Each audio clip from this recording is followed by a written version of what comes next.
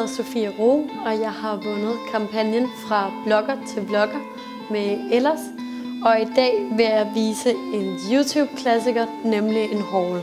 Jeg har fundet mine 4 sommerfavoritter på Ellers, og det er blandt andet de her mules, som er meget oppe i tiden, og det er nogle sko uden hælkappe. Virkelig behagelige at have på, og grunden til at jeg valgte dem er fordi, at de ikke er alt for dressy, men det er stadig en høj hæl, som er rigtig god til sommeraftener. Så har jeg valgt den her skjorte nederdel, som har den her fine detalje med bindebånd.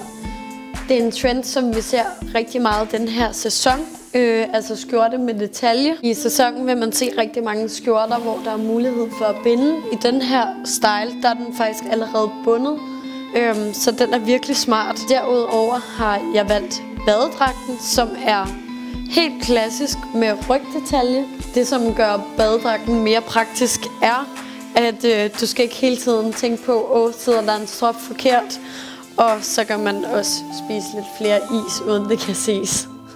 Derudover så har jeg valgt den klassiske hvide skjorte, som er sådan tidløs og egentlig meget simpel, men passer til rigtig mange ting.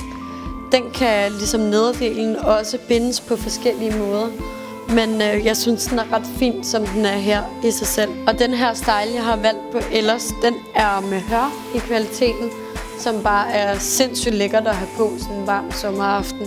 Det var mine 4 sommer essentials. Tak fordi I så med.